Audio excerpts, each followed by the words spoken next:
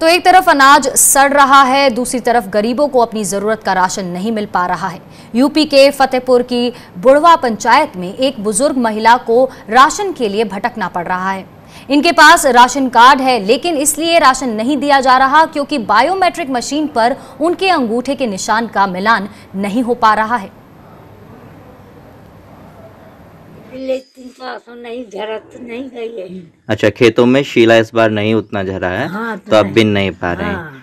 तो आपको राशन नहीं मिलता? नहीं मिलत बउआ। तो राशन कार्ड बना है आपका? हाँ बनो है। अच्छा, राशन कार्ड बना है। हाँ। तो दिक्कत क्या है, क्यों नहीं मिलता? ये नहीं आवते के माय नहीं मिलाता है। अच्छा, अंगूठे नहीं लगते। हाँ। आंखें भी नहीं लग रही? हाँ। आंखें बनवा ली थी आपने? बनवा लिया है बउआ, खराबी रही रोए रहे। अच्छा, पहले बुढ़ाऊ न रहे तो रोए रही। अच्छा, दमान न रहो दूसरा की बनो तो फिर रहे। अच्छा, मतलब दुख के चलते हाँ, आपकी आंखें भी हाँ, चली गईं। हाँ, चली और गई। राशन तो चला ही गया। कोई कुछ चलो कमाने वाला कोई नहीं है कोई आपका? नहीं है बेटा। अच्छा, तो आपको खाने की बड़ी दिक्कत हो रही है? अरे बहुत दिक्कत है। इधर कचार दीपसेरी 2.5 दिन से मुकेश की अम्मा। अच्छा, दीपसेरी हुई दिन से।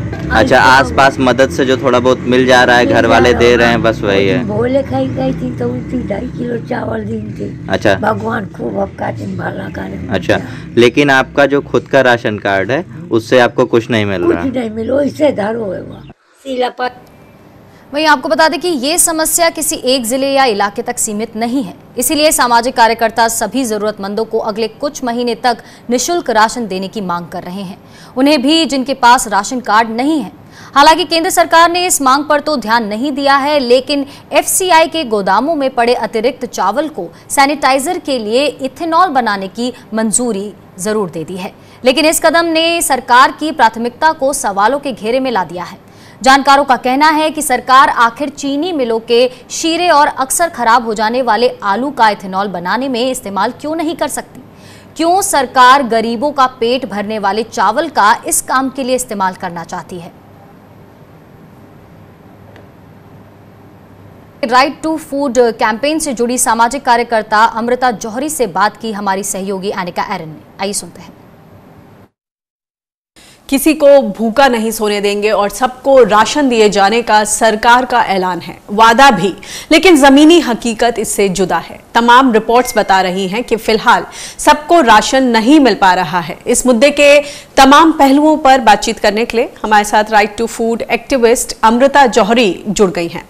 अमृता, स्वागत है आपका किसान बुलेटिन में। कितने ही लोग हैं जिनके घर में एक दिन में महज एक बार खाना उन्हें नसीब हो रहा है? जब राशन की कमी नहीं तो लोग भूख से क्यों परेशान हैं? डिलीवरी का जो मैकेनिज्म होना चाहिए वो अब तक इफेक्टिव क्यों नहीं है? इस समय एक रिकॉर्ड हाई पे है फूड ग्रेन का स्टॉक, जो कि 80 मिलियन टन पड़ा हुआ है इस समय भारत सरकार के पास। तो ये बहुत जरूरी है कि ये पूरा फूड स्टॉक इस्तेमाल हो और लोगों तक इसका वितरण किया जाए, जिससे कि कोई भी भूखा ना रहे और कोई भी भूखमरी के घेरे में ना आए। अगर हम देखें तो जो अभी तक सरकार की तरफ से अनाउंसमेंट हुई है वो केवल उनके लिए हुई है जो कि राशन कार्डधारी हैं, और राशन कार्डधारी की जो पूरी स्कीम है वो खुद काफी एक सीमित है, क्योंकि राशन कार्ड लेने के लिए आपके पास एड्रेस प्रूफ होना चाहिए, आईडी प्रूफ होना चाहिए, आधार कार्ड होना चाहिए, और साथ ही जिस राज्य में आप अप्लाई कर रहे हैं उस राज्य में आप कई महीनों या सालों तक आप वहां के अगर निवासी हैं तभी आपको राशन कार्ड मिलता है। जैसे अगर हम देखें तो दिल्ली में केवल 37% लोगों के पास राशन कार्ड है, जबकि करीबन 60 से 70% जो जनसंख्या है दिल्ली की वो डेली वेजर का काम करते हैं या इनफॉर्मल सेक्टर में, और इसलिए उनको बहुत जरूरत है राशन की। तो जो वितरण का जो प्रक्रिया है वो इस समय ऐसा होना चाहिए कि हम मैक्सिमम लोगों तक पहुंचे और केवल उन तक ना पहुंचे जिनके पास राशन कार्ड्स हैं। और एक और जो बहुत बड़ी दिक्कत है राशन कार्ड्स को लेके वो ये है कि उसमें कोई इंटरस्टेट पोर्टेबिलिटी नहीं है, यानी कि अगर मैं बिहार के वैसे रहने वाली हूँ लेकिन मैं दिल्ली आई हुई हूँ काम करने के लिए, तो अगर मेरे पास बिहार का राशन कार्ड है भी वो दिल्ली में नहीं चलेगा। जगह जगह से ये भी सुझाव आ रहा है कि राशन कार्ड के बजाय आधार कार्ड का इस्तेमाल किया जा सकता है। क्या आप इससे इत्तेफाक रखती हैं? आपके क्या सुझाव हैं? इस समय जरूरत यह है कि राशन बांटने के समय हम लोगों से कम डॉक्यूमेंट्स मांगे या सबूत मांगे। देखिए स्थिति बहुत इस समय डेंजरस है, हम एक एपिडेमिक के थ्रू जा रहे हैं और जैसा कि सभी को मालूम है, जो कॉमन सेंस की बात है कि यदि वैसे ही आप वीक होंगे, आपके पास इनफ खाने को नहीं होगा, तो वैसे ही ये ज्यादा आसानी से आप इस महामारी में पकड़े जाएंगे। तो ये बहुत जरूरी है कि हम ज्यादा से ज्यादा लोगों तक राशन पहुंचाए और इंसिस्ट ना करें कि आप राशन कार्ड दिखाइए। ये जो सुझाव है कि आप आधार कार्ड दिखाकर राशन ले लीजिए, वो भी हमारा मानना है कि इस समय वो ऐसी कोई भी एंट्री बैरियर ही नहीं रखना चाहिए। हाँ, यदि लोगों के पास आधार कार्ड है तो जरूर वो दिखा के दे दीजिए, वरना हम तो शुरू से एक सिंपल सिस्टम सजेस्ट कर रहे हैं, जिसके बारे में हमने प्रधानमंत्री को भी लिखा था और चीफ मिनिस्टर्स को भी लिखा था कि कोई भी जो भी दुकान पर आ जाए आप उनको राशन दे दीजिए और उनकी उंगली पे वो जो इलेक्शन वाला निशान होता है वो लगा दीजिए, जिससे कि आप ये भी इंश्योर कर पाए कि कोई भी डबल डिपिंग ना करे, यानी कि एक बार से ज्यादा राशन ना ले। देखिए ये एक बड़ा मुद्दा होता है कि राशन का डाइवर्जन, उसमें चोरी और ये सब, और ये इन सब के लिए सिस्टम्स एक समय होता है उसको लगाने का। इस समय अब आप ये नहीं कर सकते कि क्योंकि ऐसा ना हो कि डाइवर्जन हो जाए इसलिए हम लोगों को राशन नहीं देंगे, उसके लिए खूब सारे दस्तावेज मांगेंगे। एक इनफैक्ट जो यूनिवर्सल सिस्टम बनाए जाते हैं जिसमें आप बोलते हैं कि कोई भी आके ले ले, उनमें ये पाया गया है कि तमिलनाडु जैसे राज्यों में कम से कम चोरी होती है क्योंकि लोग सेल्फ सिलेक्ट बाहर अपने आप को कर लेते हैं। आप लोगों के साथ जमीन पर काम कर रही हैं, खाने पीने के किस तरह के पैटर्न सामने आ रहे हैं और क्या राशन देते वक्त उस पैटर्न का ख्याल रखा जा रहा है? राशन वितरण प्रणाली में सिर्फ गेहूं और चावल मिल रहा है इस समय, और केंद्र सरकार ने एक अनाउंसमेंट करी है कि वो प्रत्येक राशन कार्ड पे 1 किलो दाल भी देंगे।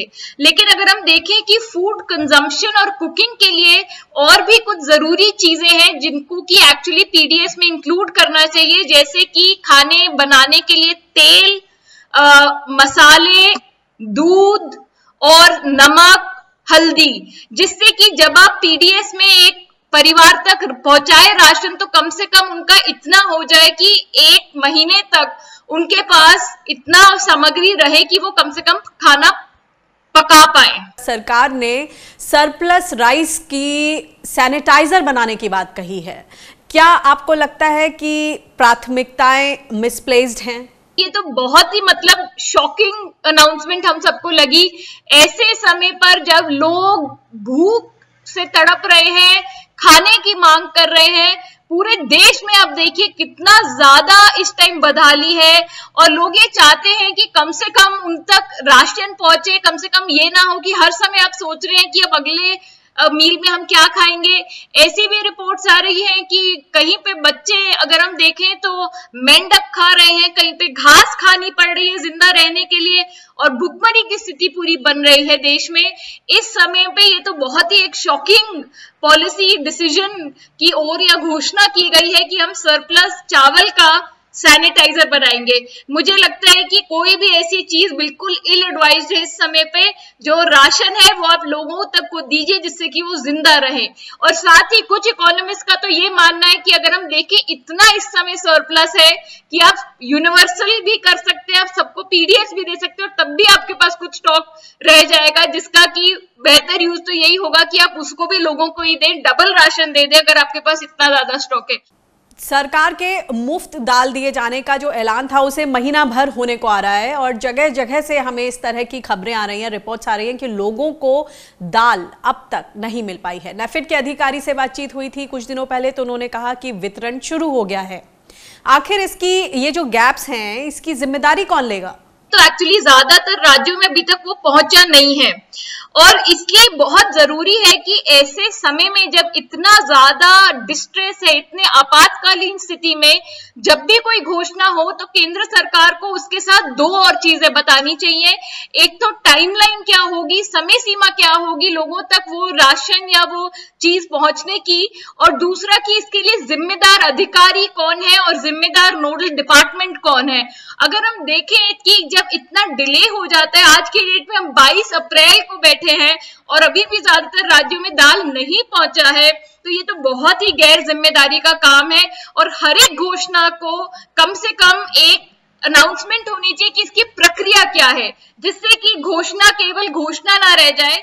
जगह जगह से ये रिपोर्ट्स आ रही हैं कि जो सामाजिक कार्यकर्ता हैं वो ज़मीन पर बहुत अच्छा सराहनीय काम कर रहे हैं, खासतौर से गांव देहात में। लेकिन आप इसको सस्टेनेबल मानती हैं? आखिर कब तक सिविल सोसाइटी के लोग इस तरह की मदद कर पाएंगे? आखिरकार जब तक सिस्टम्स नहीं विकसित होंगे कि जो राशन है वो लोगों के हाथ तक पहुंचे और खाना उनके मुंह तक, तो ऐसे कैसे चलेगा और कब तक? सभी लगे हुए हैं रिलीफ काम में कि लोगों तक हम खाना कैसे पहुंचाए, लेकिन सरकार जब इसकी सही तरीके से वितरण करेगी तो हम देखेंगे कि जो सरकार एक घोषणा में, एक अनाउंसमेंट से कर सकती है, वो तो दूर दूर तक प्राइवेट रिलीफ नहीं किया जा सकता।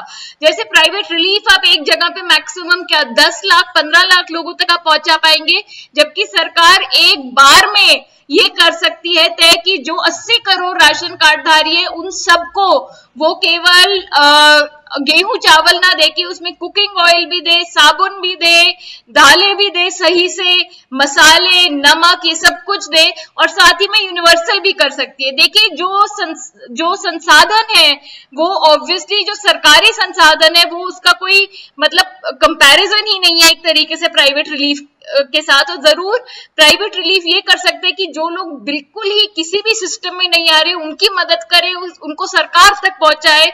लेकिन स्थिति अभी और बिगड़ेगी जितना लंबा ये लॉकडाउन चलेगा, और जब लॉकडाउन खुलेगा भी ऐसा नहीं है कि 1-2 दिन में इकोनॉमी एकदम रिकवर हो जाएगी, काफी समय लगेगा।